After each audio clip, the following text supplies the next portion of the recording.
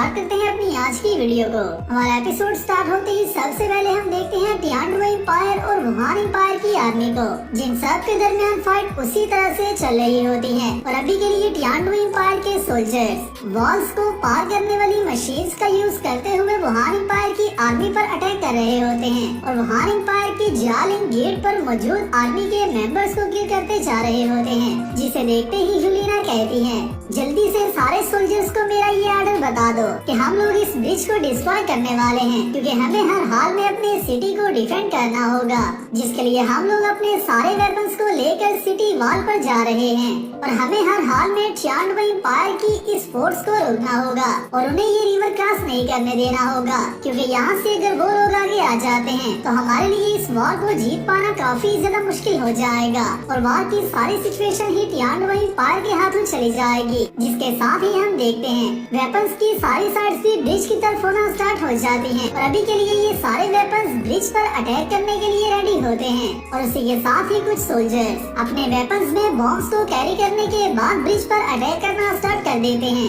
जिसकी वजह से यहाँ पर मौजूद ब्रिज भी टूटना स्टार्ट हो जाता है। और इसी को देखते ही तांगसेन कहता है, मुझे ऐसा लगा ही था कि तुम लोग इस ब्रिज को तोड़ने की कोशिश करोगे, मगर इससे कोई भी फर्क नहीं पड़ता, क्योंकि तुम लोग चाहे कुछ भी क्यों न कर लो, तुम लोग अभी के लिए हमें नहीं रोक सकते। और इसी के साथ ही तांगसेन अपने सी गॉड के ट्राइडेंट का यूज करने लगता है, जिसके साथ ही हम लोग आ जाते हैं वुहान एम्पायर की आर्मी के व्यू पर, जहाँ पर वुहान एम्पायर की अभी के लिए जो रेनफोर्समेंट्स पीछे से आर्मी में ज्वाइन हुई होती हैं, वो वुहान एम्पायर की आर्मी की काफी ज्यादा हेल्प कर रही होती हैं, मगर इनमें कुछ ऐसे एरोगेंट लोग भी मौजूद होते हैं जो कि इवन के ऑस्कर का मुकाबला भी नहीं कर सकते, मगर उन सब ने एरोगेंस काफी ज्यादा बढ़ कर रखा होता है। मगर जैसे ही ये सब लोग यहाँ पर फाइट कर रहे होते हैं, उसी के साथ ही यहाँ पर मौजूद सारी सिचुएशन चेंज होना स्टार्ट हो जाती है और इसी के साथ ही तांगसेन टियानड्रो एम्पायर की आर्मी से कहता है, सारे सोल्जर्स रिवर से पीछे आ जाओ और रिवर से 500 मीटर्स के फासले पर खड़े हो जाओ।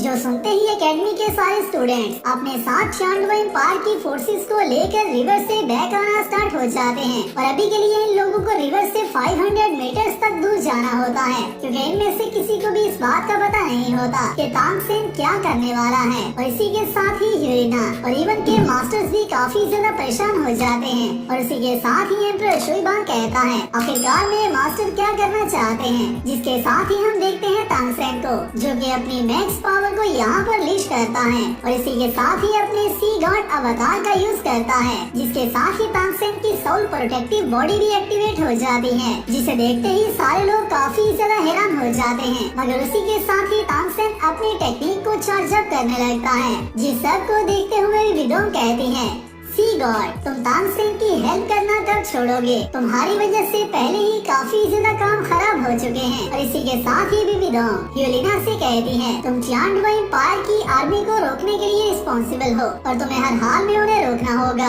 और रही बात तांगसेन की, तो इसे मुझे खुद ही डील करना होगा। जिसके साथ ही विदोंग 2 बाइशीज की पावर को दोबारा से यूज करती है और साउल डिवोरिंग स्पाइडर्स की 6 साउल टेक्निक का यूज करती है, ताकि विदोंग तांगसेन की इस टेक्निक को कंप्लीट होने से रोक पाए। जिसके साथ ही तांगसेन अपनी टीम में मौजूद अपने सीनियर से कहता है, आप में से किसी को भी अभी के लिए मेरी हेल्प करना होगी और कुछ देर के लिए भी विदोंग को रोकना होगा, क्योंकि जैसे ही मेरी ये टेक्निक कंप्लीट हो जाएगी उसके बाद इन सब की वैसे ही सर्विस होने वाली है। जिसके साथ ही एल्डर स्वार्ड तांगसेन की हेल्प करने के लिए आगे आने लगते हैं, मगर एल्डर बोन उन्हें रोक देते हैं और उसी के साथ ही कहते हैं, इस सब को अभी के लिए मुझे देखने दो। और यहाँ पर हम सबको भी इस बात का पता है कि एल्डर बोन ने अभी तक अच्छे से इस वॉर में पार्टिसिपेट नहीं किया होता, इवन थो कि उनकी पावर लेवल 96 की है, मगर इस वॉर के अलावा भी हमें उनकी कोई भी इतनी खास टेक्निक नहीं दिखाई गई। और अभी के लिए भी हम एल्डर बोन का जो पावर शो ऑफ देख रहे होते हैं, वो एल्डर बोन का स्क्रीन पर फर्स्ट टाइम होता है, जहाँ पर वो अपनी किसी अमेजिंग सी साउल टेक्निक को यूज करने वाले होते हैं और इसी के साथ ही अपनी टेक्निक का यूज करते हैं, जिसमें से एक ड्रैगन बाहर निकलना स्टार्ट हो जाता है।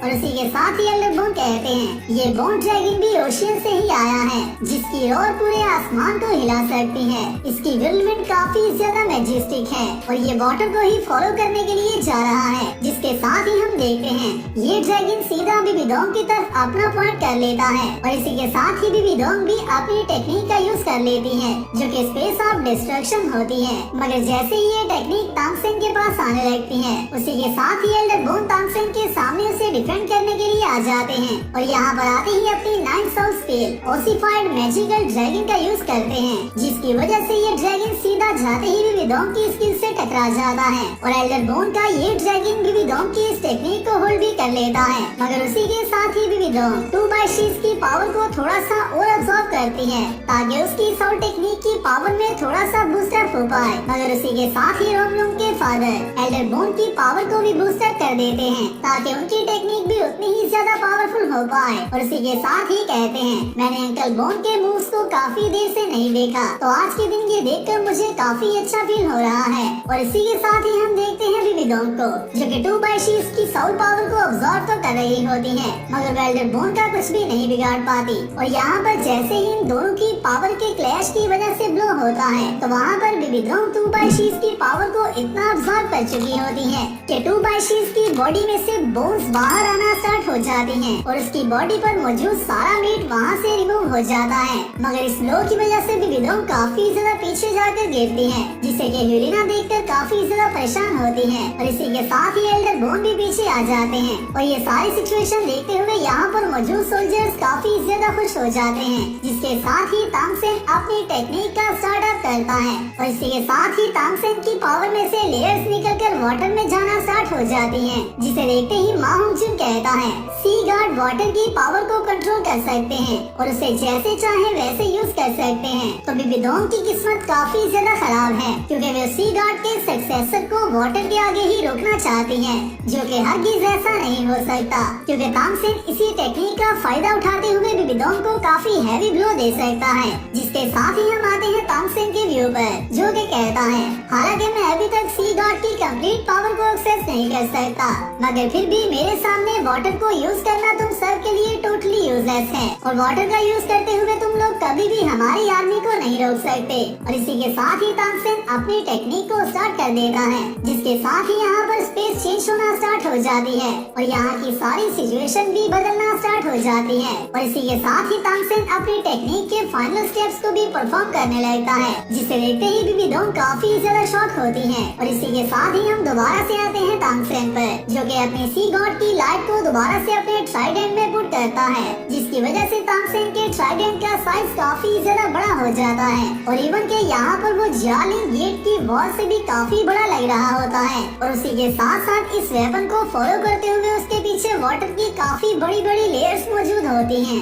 जो कि वेव्स की फॉर्म में आ चुकी होती हैं, जिन्हें देखते ही यहाँ पर मौजूद सारे लोगों की सिचुएशन काफी ज्यादा खराब हो जाती है। और इसी के साथ ही नाना का ब्रदर शुई कहता है, हमारे जियालिंग गेट की वॉल 100 मीटर तक हाई है, तो आखिरकार तांगसेन ने वाटर की वेव्स को कितना ज्यादा अप किया है। जिसके साथ ही हम दोबारा से आते हैं तांगसेन पर, जो कि अभी भी अपनी इसी टेक्निक को परफॉर्म कर रहा होता है। और इस सब को देखते हुए बिबिडोंग दोबारा से उससे कहती है, ऐसा करने की कभी भी गलती मत करना, क्योंकि इससे काफी बड़ा लॉस हो सकता है। और यहाँ पर अभी के लिए बिबिडोंग को भी इस बात की समझ आ चुकी होती है कि तांगसेन जिस टेक्निक को परफॉर्म करने जा रहा है, वो टेक्निक कितनी बड़ी डिस्ट्रक्शन मचा सकती है। जिसके साथ ही हमारा ये पार्ट यहाँ पर कंप्लीट होता है। तो गाइस ये वीडियो कैसी थी मुझे नीचे कमेंट्स में बताना और नेक्स्ट आने वाली वीडियो के लिए चैनल को सब्सक्राइब कर लेना। मैं मिलता हूँ आप सबसे नेक्स्ट वीडियो में, तब तक अपना और अपने प्यारों का ख्याल रखियो।